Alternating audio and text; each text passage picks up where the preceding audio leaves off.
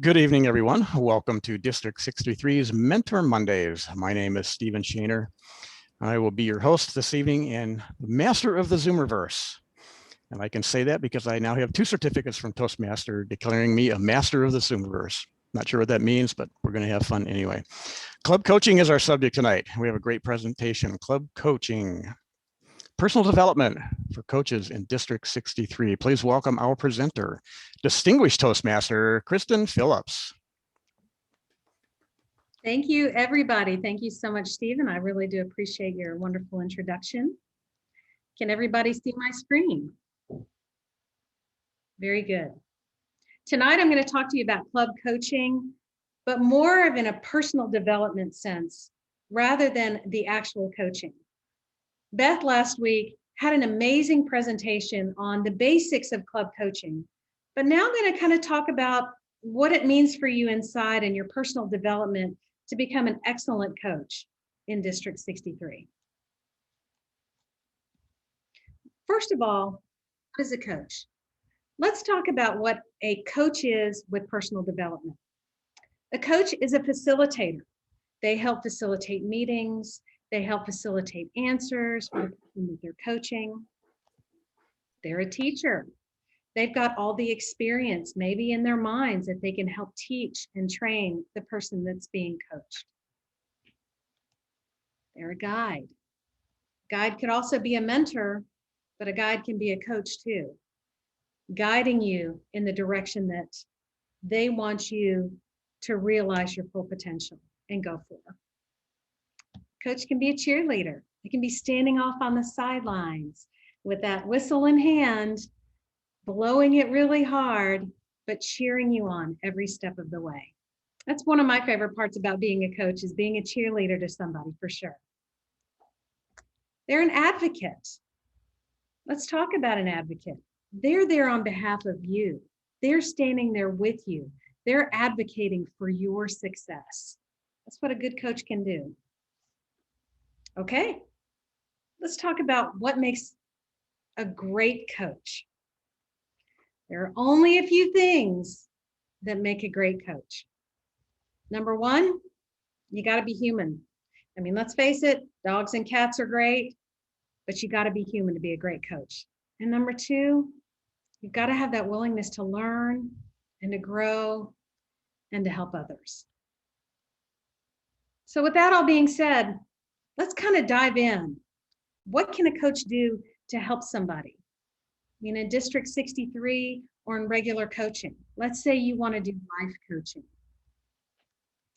This coach can guide that person through all the processes of taking responsibility, accountability, solving problems, and coming up with solutions, and solving them through strategic planning.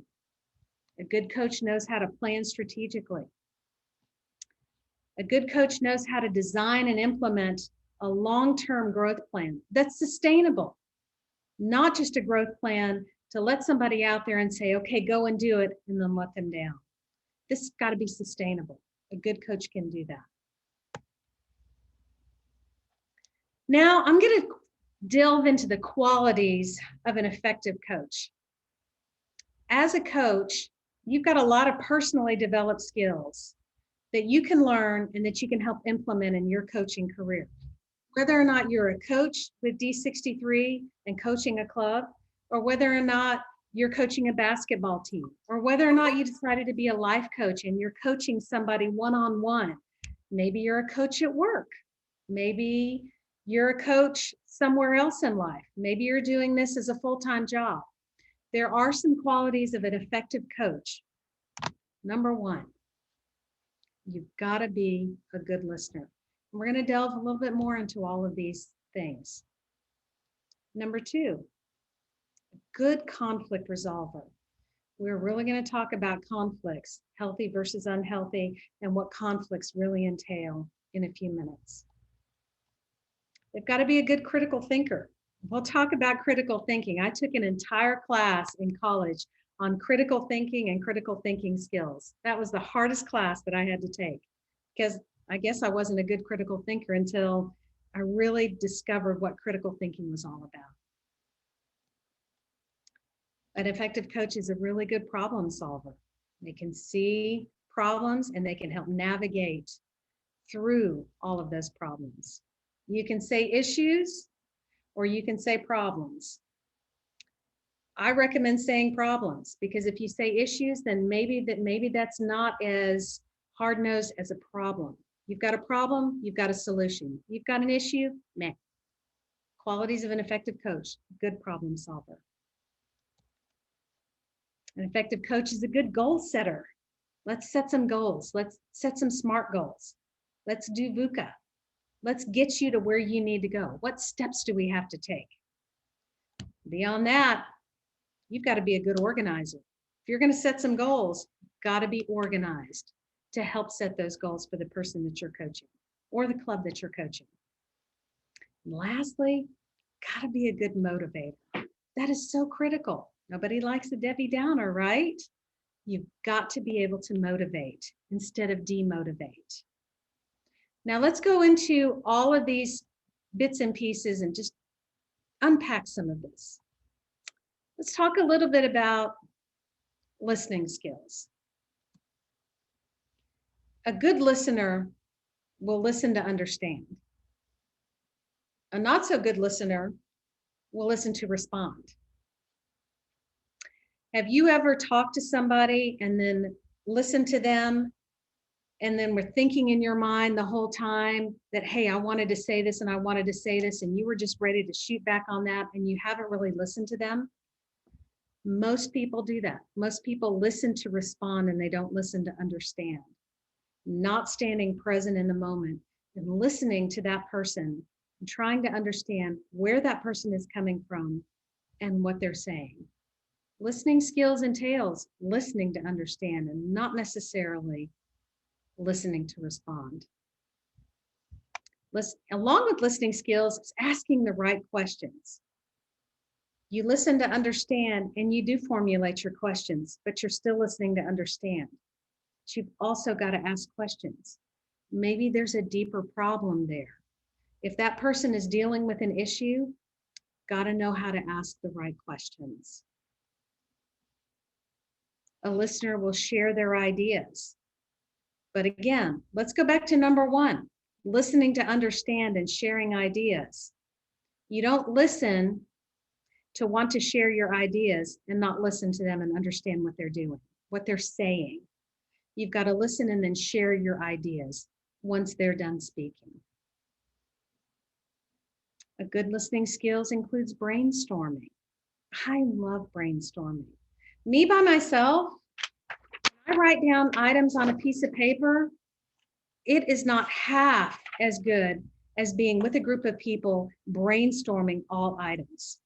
Write them all down, brainstorm them all out, because that's where the best answers come from. You highlight their successes. You're listening to somebody, highlight what they're doing right. Highlight their successes. And then encourage engagement. You're not only there to listen to that person, but you're there to engage with them, because you may be listening to something, but you may be brainstorming something. And when you brainstorm something, then that is encouraging engagement from the other person, because this listening is a two-way street. Now let's talk about conflict.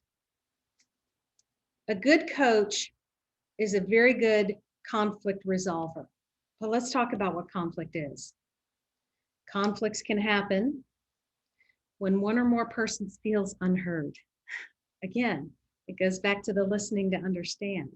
If somebody doesn't feel like they're being heard, then there could be conflict arising because they don't think that they're being heard. Maybe there's a misunderstanding between parties. Maybe somebody said something and the other person took it out of context. Total misunderstanding happens and conflict arises very, very quickly with misunderstanding. Maybe somebody wants something that somebody else has. Maybe it has to do with competition. Well, I want that, so I'm going to do everything that I can to get what that other person has, because maybe I don't like that person.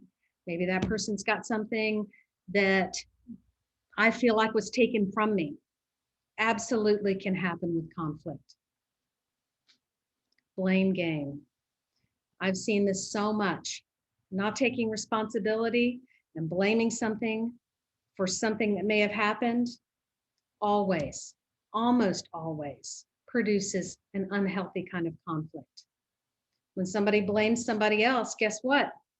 They become the victim and don't have to take responsibility. Conflict can happen that way.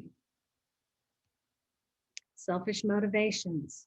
Maybe somebody just wants something for themselves and just doesn't care a flip about anybody else. They just want what they want. That can definitely cause conflicts. Absolutely. But you know what? I found out that that's pretty seldom. You know, most people are not that selfish, but sometimes you get that selfish motivation in there. So now let's talk about healthy versus unhealthy conflict. There is such a thing as healthy conflict. With healthy conflict, you can give candid feedback.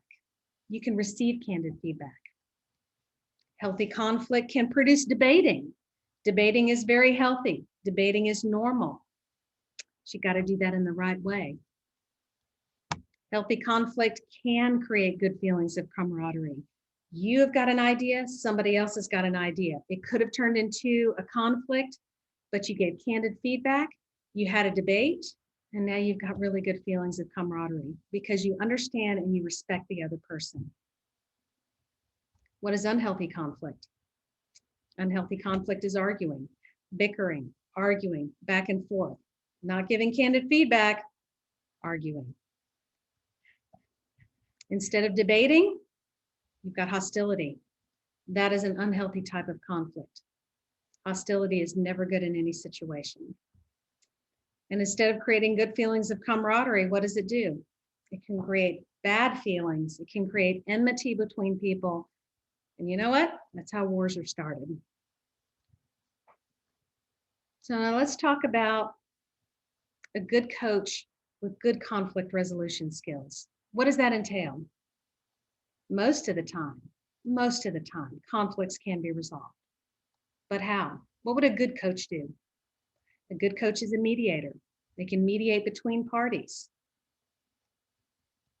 Whose side is being heard? It's a part of mediation.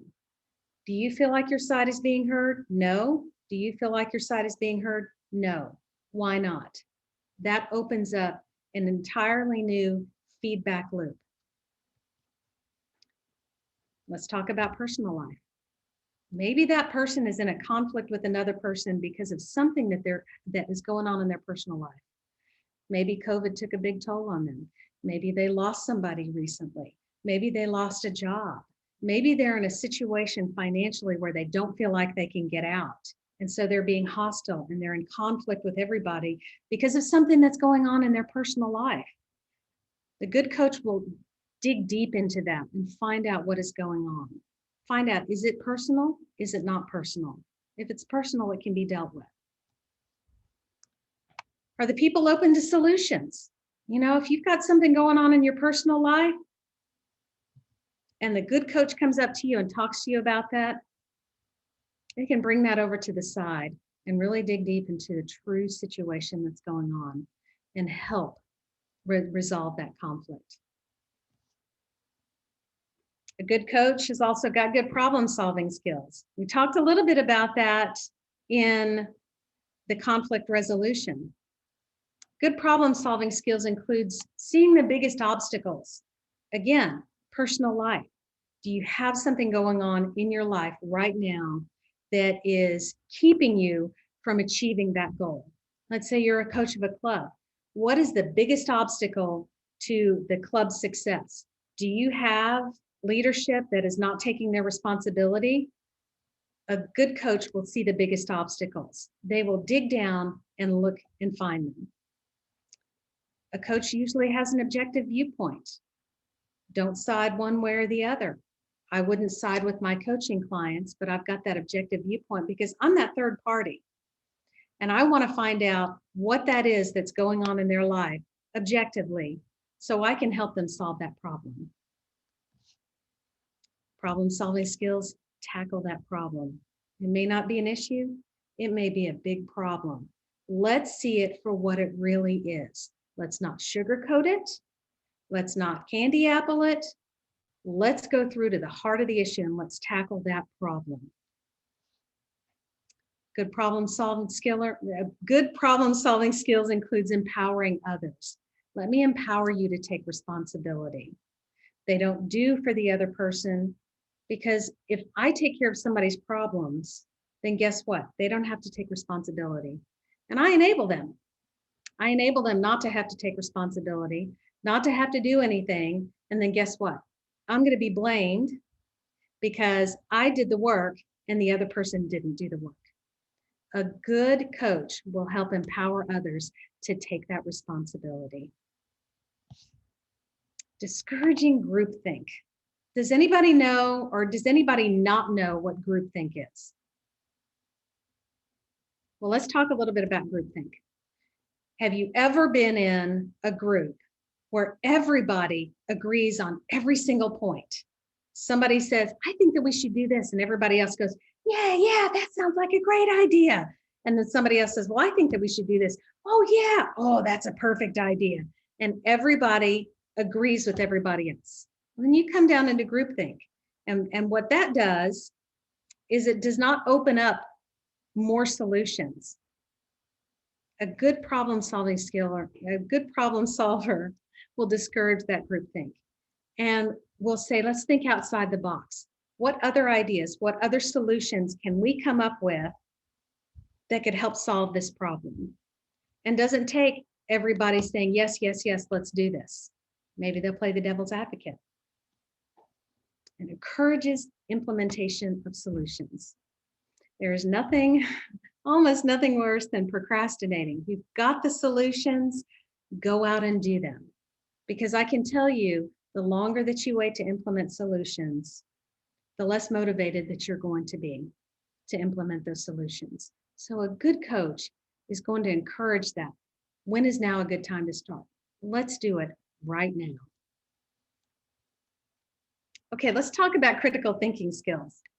Critical thinking, again, was not one of my biggest, strongest points in college. In fact, I think that critical thinking was my lowest grade that I got in college.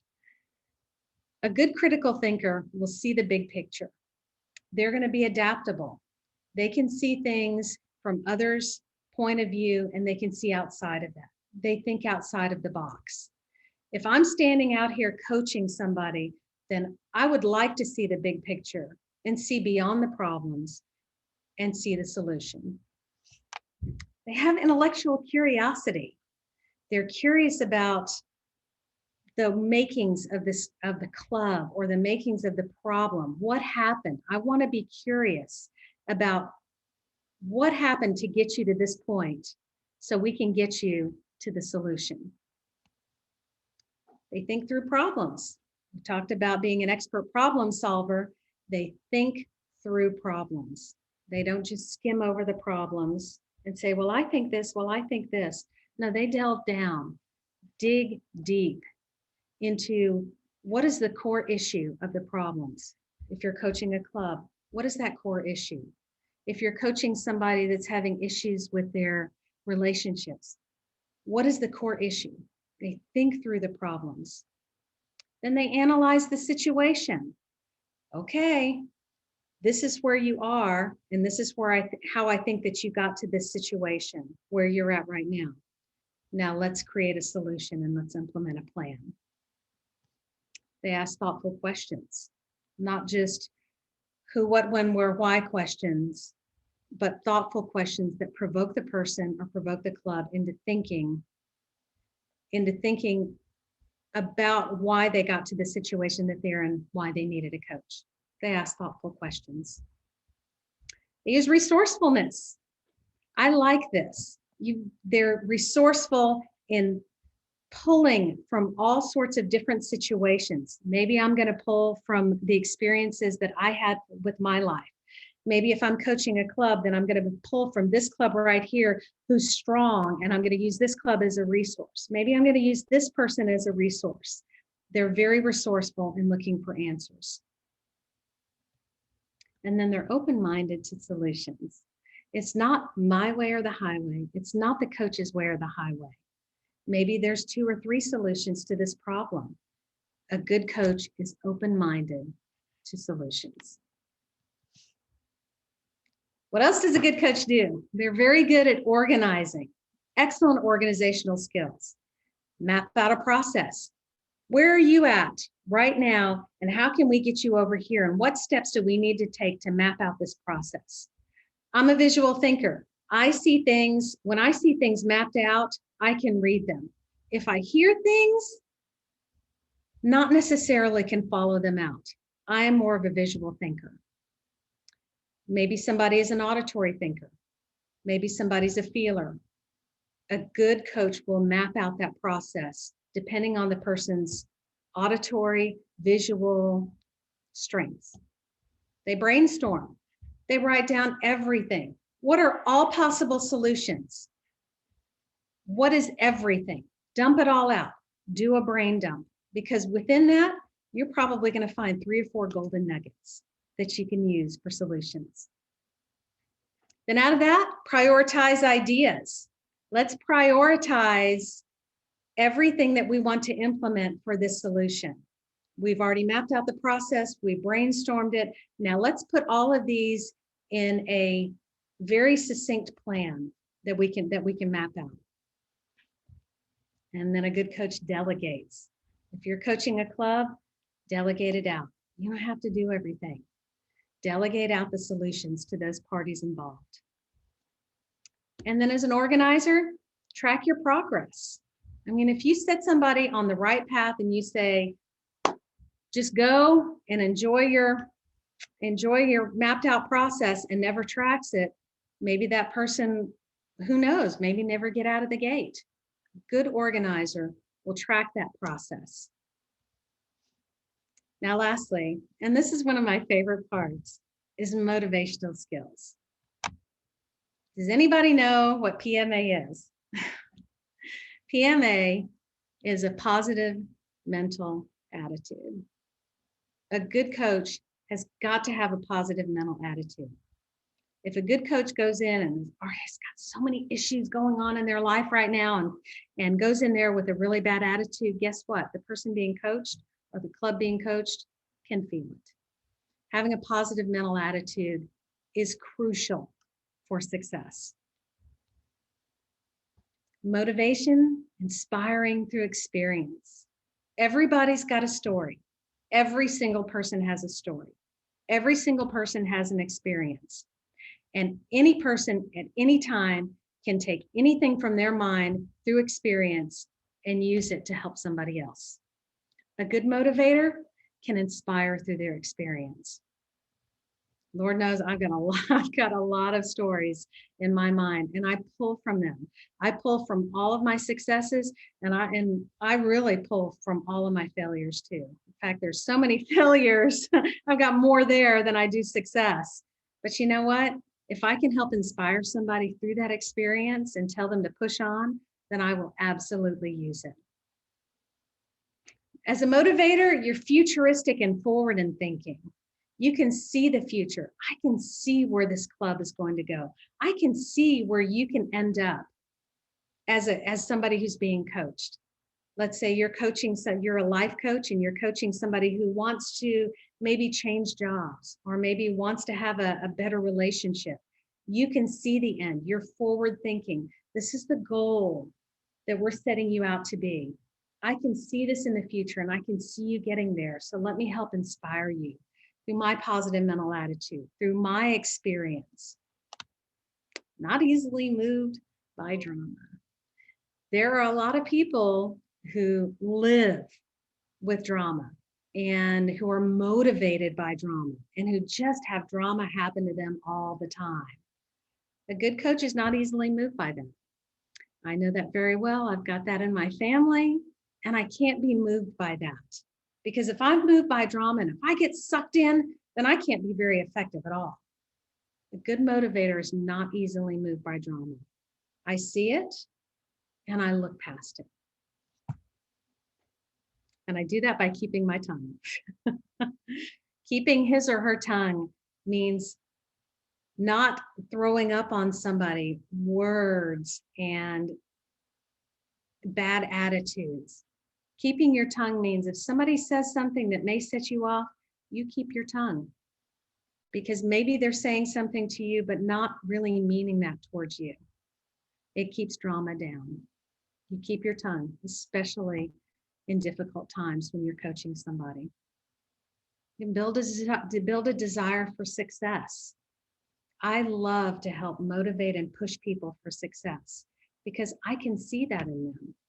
I want to help build a desire for better clubs in our district. I want to help build desire for better people in our district. A good motivator will do that. So now, maybe, do you have what it takes? Not all people have all of these skills, but they can be developed. Absolutely 100%. And then just reach out to your club growth director for more information on becoming a club coach, or maybe on even personal development training. That is the end of my presentation. When is now a good time to start? And I'm going to open it up for questions. Kristen, I have a question. Yes. Thank you. Very nice presentation. Thank you so much for doing this tonight. The question is on the last slide, I believe, or second to last slide before the Q&A, you mentioned to contact the club growth director. Can you tell us who that is? I'm the club growth director at this point in time. However, if this presentation is used in the future, then we'll have a different club growth director in future years. Thank you. Is that all you had to ask? That was it. Well, we're not going to go anywhere until I get some feedback and we talk about this, because personal development is something that is very, very close to my heart. I love helping motivate people. I love helping people map out success. And I mean, motivation is my biggest strength. And we need that. We need that on our Toastmasters journey. We need that in all of these clubs that may be struggling. We need that in our lives because of COVID. So, Kristen, I have a question, a bit of a self-interested one. So you had mentioned, asking thoughtful questions is a great skill for a coach to have. And I find myself in situations where I get to mentor colleagues and so on. And I'm aware consciously that, open-ended questions are better than yes/no questions, right? Like, how can we solve this problem together, as opposed to, can you do this or not? It's very easy and to recognize the wisdom in that. But in the moment when I already know the answer and I already want it to go a certain way, I can't bring myself to ask that open-ended question. It has to be, why don't you do this? Instead of saying something like, well, what do you think? There's risk in asking that open-ended question. Well, there is, because you could actually steer them to an answer, right? Right. Well, right. There's risk.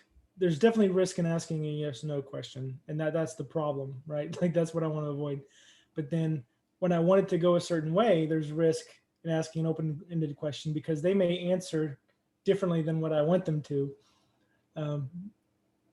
What are some ways that you, or I guess maybe anyone here, can think of to wake up from that egotistical bias of trying to steer?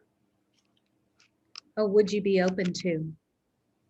Because really, if you're Are you asking me that, or are you saying that's something I should ask? Well, if you're asking that person a question and they're answering in the way that you did not want them to answer, then that's when you take that thoughtful question and say, can you elaborate on that? And why do you feel that way? Let's talk, let's dig a little bit deeper into why you feel that way. And would you be open to a different possible solution? Would you be open to? It's still a yes/no question. Would you be open to? Yes or no question. And then they say yes, or they say no. And Right. if they say no, then you ask them why. I mean, you're here to solve a problem. And obviously they needed a coach for something, for a specific problem. And if they're not open to answers, if they're not open to anything, then why are you coaching? I mean, you've got to really probe and you've got to dig deep. Is it because they just, it's us four and no more? I want it because I've always had it this way. I don't even want to have a coach. You've got to find that out. That's really super important, because if they're not willing to take responsibility, then you can coach until you're blue in the face and they'll never take that responsibility, not unless they're open. Sure. I guess some tactics that work for me when I'm more sober minded is asking what else, like just the phrase, what else? So What even else? if the answer is something I don't really care for, or we're brainstorming, right? You can say, well, that's great. Let's write that down. What else? Like just ask for more. That's a very, very, very good question. And that will dig. And that goes back to your listening skills, and it's listening to understand, because that person may be answering you, but there's something deeper in there that you may catch only with a really short answer. So it's critical that you've got those listening skills and that you're listening to understand where that person is coming from and their viewpoint. Kristen, I'll add something to that some people shared with me as well, because a lot of times when people are asked a question and they give you an answer, you kind of think there's more to it than that. And a lot of times there's layers of that onion, right? So people have kind of taught me over the years the 5 whys, right? You ask why like 5 times and you finally get to the absolute core of why they're thinking or why they're doing the thing that they're doing. So yes or no questions I think are good, but I think how you follow up with them is maybe as important. And if you listen, yeah, that's very good. That is good. I know that if you listen to somebody and you allow them to talk and to dump, they may be a talk and talk the entire time. But during that talking session, you are going to get clues as to what the real situation is. And the more you listen, the more somebody will talk. The more you make them feel comfortable with you being there and coaching them as that advocate, as that cheerleader, as somebody that's on their side to help them get to where they need to go, they'll open up. They will eventually open up, but you have to allow. Well, and sometimes when people are allowed to talk and express their thoughts and feelings, they can come to their own conclusions because they've laid it out there. They can see it. And it's like, oh my gosh, so they can come to their own. That's what a good coach does. Yeah. Yeah.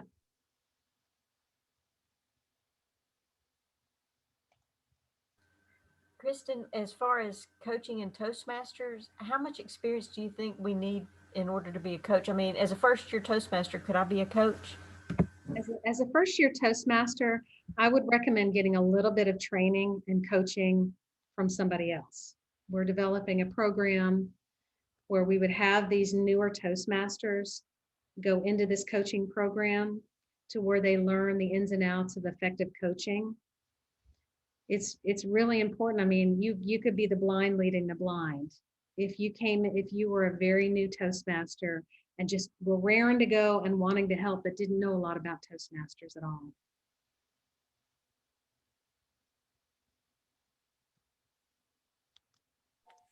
Hey, Kristen, when you mentioned personal development, this may or may not be a good aside, but I'm curious. And I guess anybody on the call that wants to chime in too is be fine. But what about like additional training outside of Toastmasters that could help a person be not only a more effective Toastmaster, but a more effective coach? Is there anything like that you've encountered or that we might take to heart as far as just helping us, whether we're new or more seasoned, be more effective? Well, just you can reach out to me. You can reach out to any of us in leadership here.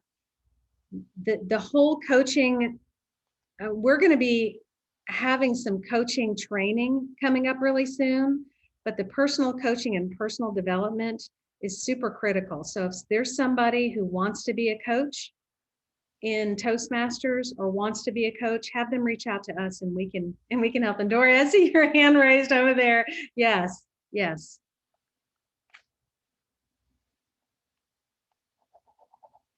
You know, and you can find a life coach anywhere. There's life coaches everywhere. Personal development coach, Dory's one, Blaine's one, right? Yep. Yep, I do coaching. We've got a lot of coaches in here. Experience, experience, experience. That's exactly right. Yes.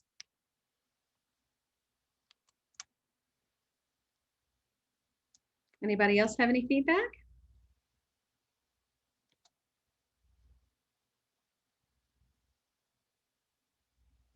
Okay, well, everybody hear crickets. So I am going to give the lectern back to Stephen. Thank you so much, Kristen. Let's give our Club Growth Director a great big round of applause for such a wonderful presentation. Club coaching in general is so important. We need more good coaches out there in the world because there's a lot of people that can use help in a lot of different areas. So thanks for that great advice. I did take some notes and look forward to organizing those a little bit more myself. Let's see, coming up, Mentor Mondays schedule. Next week, March 1st, we have a district leadership overview with Kim. Kim, would you like to say a few words? Oh, I'm so glad that you asked, Stephen. Very happy to always say a few words. So next week, we are going to focus on area directors and our support roles. So our 3 support roles: administration, PR, and finance. So we're going to talk all about what it entails, what the qualifications are, and why you should become an area director or another district leader. And so I have literally invited every club president and club VPE. I sent out targeted emails to each area and invited them, so you won't want to miss it. All right, thank you. Looking forward to next week. The week after that, March 8th, we're going to have Zoom training with Dean Phillips. We'll learn about this wonderful tool we're using, Zoom. Week after that, March 15th, videography training, where we'll learn how to kind of set up our cameras and lighting and all of that kind of stuff when we're doing presentations. March 22nd, we have a special Mentor Monday, promoting and marketing for your club. And our guest speaker will be the 2005 World Champion of Public Speaking, Lance Miller. After I stopped the recording, he sent us a little demo video. I'll go ahead and play that for everybody after we stop the recording. So let's see, anything else that we need to announce for the good of the district? I know there's a special speechcraft thing coming up. Can anybody speak to that? Nobody. This is Dean. What coming up? Yeah. Go ahead, Dean. If you're talking about the one that I'm doing, we're That's the one I'm trying talking to about. get together it's the new Speechcraft. That's the best way to put it. It's our new Pathways version of Speechcraft. So it's all online. Everything is done instead of doing it through the books the way we used to. Same kind of attitude that we have now with Pathways. Is you have a group of people, it's self-guided, but a lot of your homework, as you might say, is done through the online elements of it. Now, I've had a few people that I've coerced into this, but it's going to be a lot of people learning together because none of us have seen it beyond what has been presented from headquarters over the last week or so. So if you're interested, please let me know. I would love to have more volunteers to do different different roles in the Speechcraft. So please let me know about that. I'll help Dean. All right, Dory. See, now you just got to coerce Nick. Nick will help Dean. I'm in. Dean, you've got my name. Thank you. Oh, thank you. Yes, I already had you down as a a participant.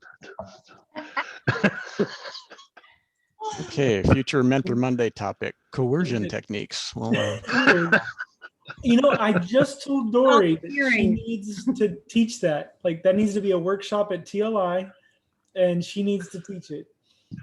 It's called saying yes. yeah, we all know how to go like this, don't we? Yeah. Come on, yeah, say yes.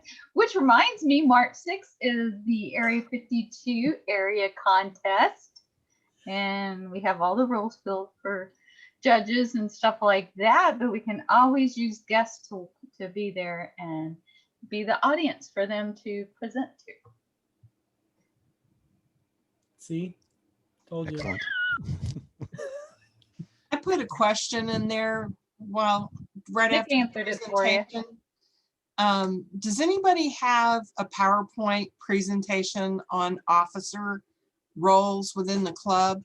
Nick sent you something in He the sent chat. me something, but there's stuff on TI about more manuals about club officers. There really isn't a PDF or a PowerPoint that, I mean, like the one he sent me, building a healthy team is more about building a team. It doesn't really go through the roles or anything. Wait, And- that's the wrong one. Hey, Kelly, this is Yeah. Jabbar. I can help you with that. I can set some time up with you and maybe get you in the right direction, if that's helpful. Well, I'm giving the speech Thursday, so. I am available tomorrow, my work calendar, and Wednesday. If you're going to present Thursday at our club, I can help you with that. Okay. Okay, I'll email you. I've got your email. Okay. All right, excellent. Somebody sent me something. Isn't networking wonderful? Oh, That's just, And so did Nick. I just figured there's no sense in me reinventing the wheel if somebody had something that I could present. I'm just trying to get ahead of myself and try to get people thinking about being officers. I don't want to be last minute, twisting arms and all of that stuff. it's a good idea. Marty, any information on the spring conference? Well, Stephen, as you know, we're still looking for talented people to be in our conference talent show. So if there's anyone who'd like to step up and be in the talent show, let Stephen know. Yeah, let me know. And I understand no magicians are allowed. Oh, wait, no, we'll do that. So, While we're talking about the conference, if I may, please. on our social media, we're still in the single digits as far as likes and shares. So I'm going to ask everybody here, if you have not already done so, go to your favorite social media outlet. We have something on LinkedIn, Twitter, Facebook, and requested Instagram. So go to the one you like, or better yet, go to all and like and share so we can boost those numbers. I have to give my report on Friday, so boost them before Friday. And we have set up an event, so if you want to go out and like that event, it will send you reminders. Thank you, Stacy, for setting up that event. You did a great job. Yes, thanks. Thanks to everyone. Anything else for the good of the district? Is it under District 63 Toastmasters? Okay. And you're talking about the event that Stacy set up in Facebook? Facebook. Right. She set up a Facebook event. Mhm. Is there also an event on the LinkedIn page? I don't think anybody set up an event on LinkedIn. Okay. For LinkedIn, I know this is very self-promotional, but I couldn't find an active D63 LinkedIn account. There were several that were 5 years old and very inactive. So I just set it up on my own account. My name is spelled right there at the bottom, Sonia Van Hook, VANHO. Okay, you can go to my personal LinkedIn account and share from there. Or you can type it all yourself, but I'm just saying it'd be a whole lot easier on you to go to mine and share. But you're welcome to type all that out.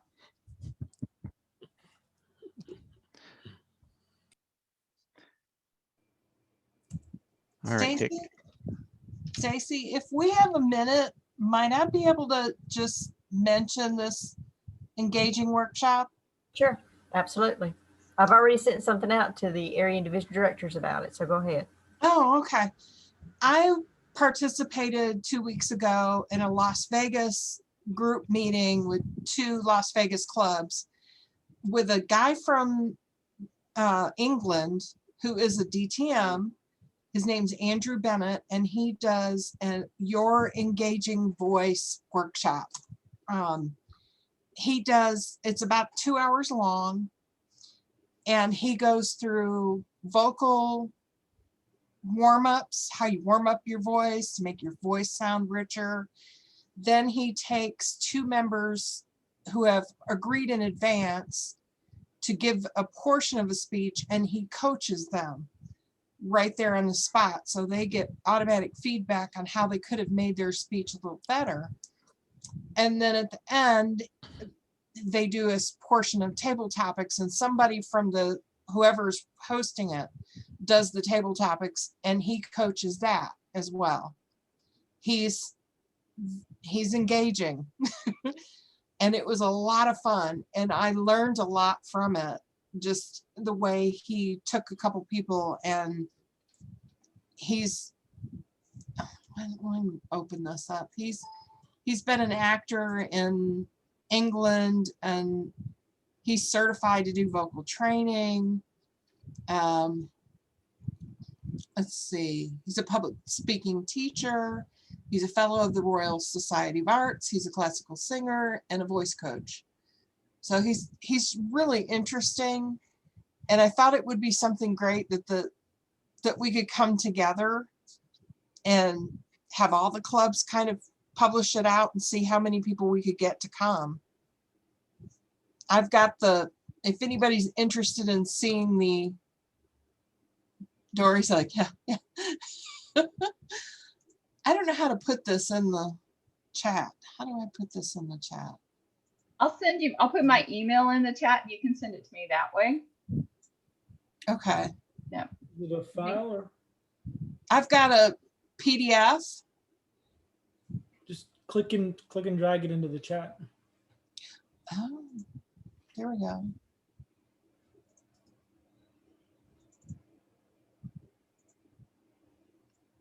I don't know why it doesn't want to drag.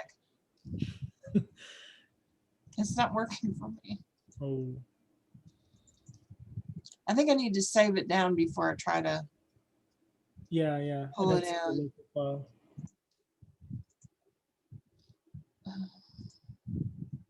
Give me 1 second. Toastmasters.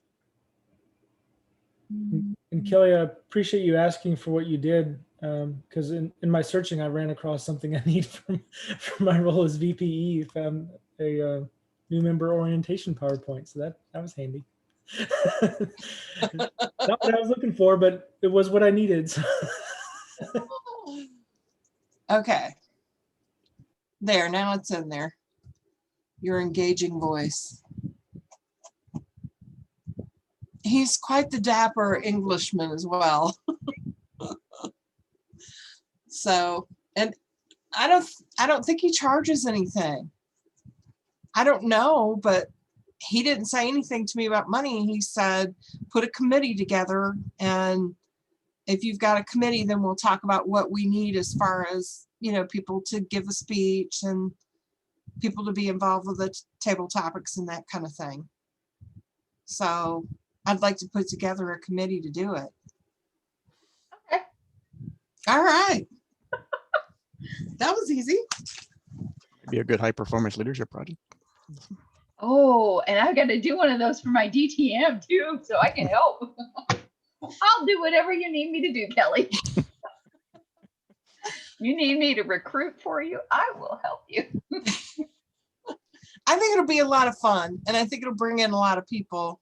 Theirs brought in a lot of people from around the world because they were good at marketing on the international web pages. So there were people from Africa and Ireland, and just he put it out in England. There were people from England there. It was a really interesting, big crowd. There were 60 people on it. So it was a big crowd. Okay, anything else? Let's see, Dory, only the very best. I love it. I'm going to stop the recording.